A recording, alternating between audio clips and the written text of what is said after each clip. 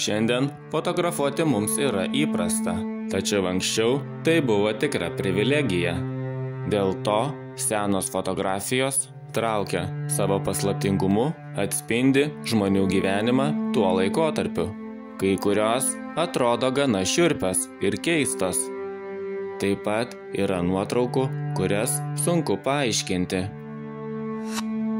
Pasaulyje seniausia fotografija buvo užfiksuota 1826 metais, tačiau pirmasis žmogus nuotraukoje buvo užfiksuotas 1838 metais.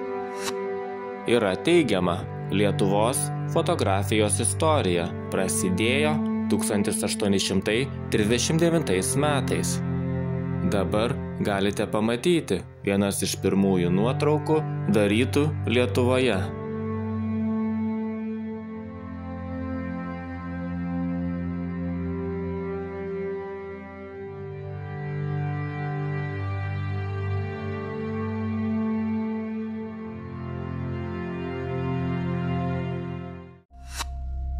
Naršydamas peržiūrėjau daugybę senų fotografijų, kurios darytos Lietuvoje, ir išrinkau pačias įdomiausias ir keisčiausias nuotraukas, apie kurias noriu dabar papasakoti. Pasirodo, būdavo kinkomi ne tik arkliai, bet ir jaučiai. Ar žinojote, kad vienintelis Lietuvoje elektrinis tramvajus veikia Klaipėdoje iki 1938 metų? O štai taip atrodė autobusai tarpukario Vilniuje.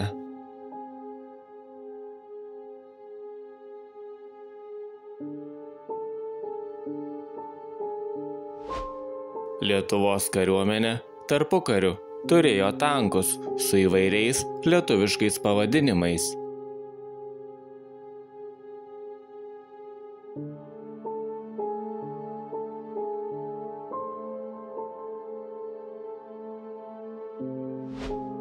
Taip pat Lietuvos kariuomenė galėjo pasigirti iš bolševikų atimtų kupranugarių, kuris buvo tapęs laikinosios sostinės įžymybe. Jis buvo paleistas ir laisvai vaikščiojo. Po to gyvūnas buvo perduotas Kauno muziejui kaip transporto priemonė. Tolimesnis jo likimas nėra žinomas.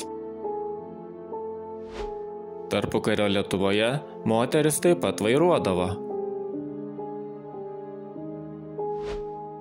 O čia vaikų džiaugsmas, vaikiška mašinėlė.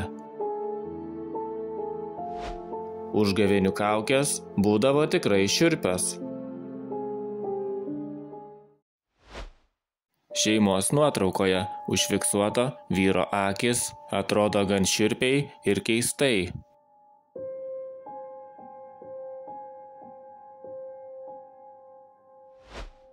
Čia matome dvi moteris, bet vienos pirštai atrodo neįprastai ilgi.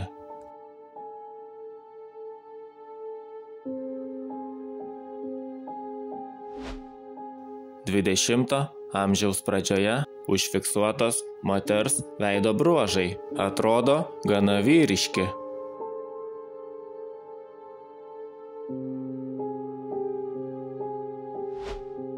Čia teigiama, užfiksuota aukščiausia mergina Lietuvoje.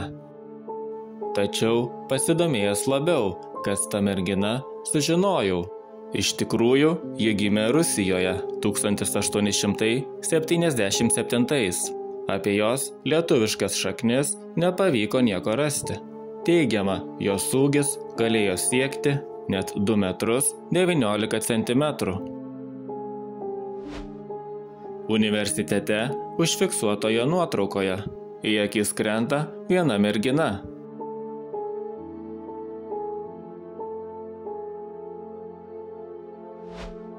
Palangos pliaže padarytoje nuotraukoje vienos moters maudymukas primena Adidas juosteles.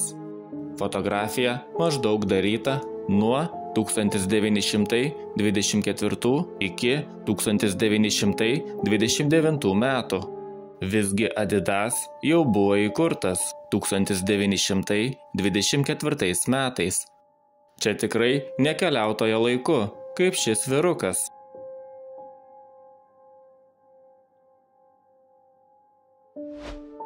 Nežinojau, kad tarpukario Lietuvoje buvo nešiojami tokie auskarai. Ši moteris atrodo labai šiuolaikiškai.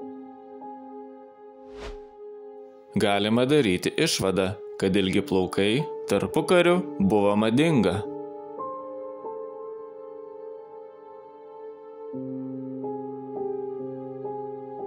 Pasirodo, dirbti mokytoja įspūdingo ilgio plaukai netrukdė.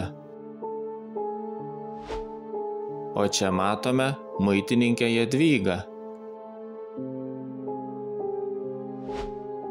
Pasieniečiai pirmą kartą sutiko juodaodį, kuris pardavinėjo batų tepalą.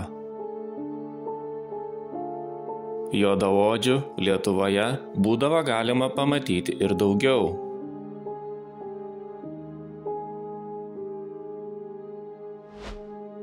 O štai taip atrodė Gedimino pilies bokštas 1906 metais.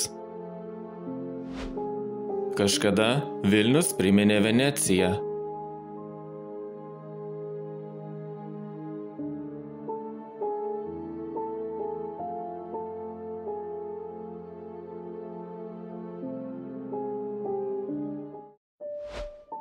Tokie pat vaizdai buvo ir Kaune.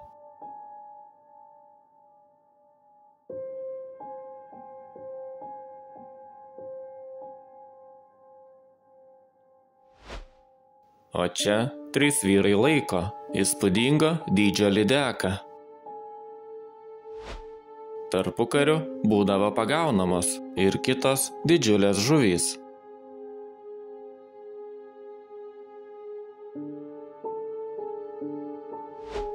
Čia vienos iš pirmųjų avarijų Lietuvoje.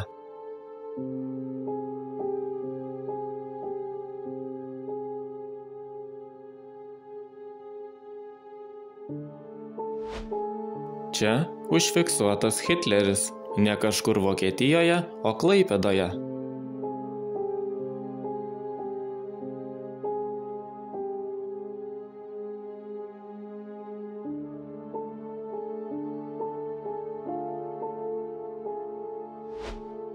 O čia vaizdai, kaip Lietuvos miestus kažkada siaubė gaisrai.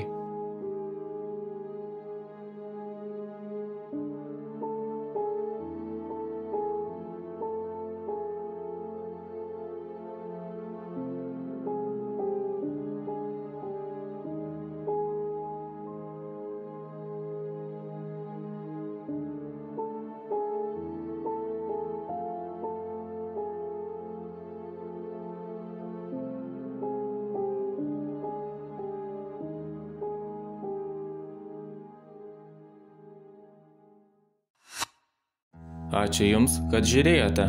Jeigu patiko video, parašykite komentarą, ką manote apie matytas nuotraukas.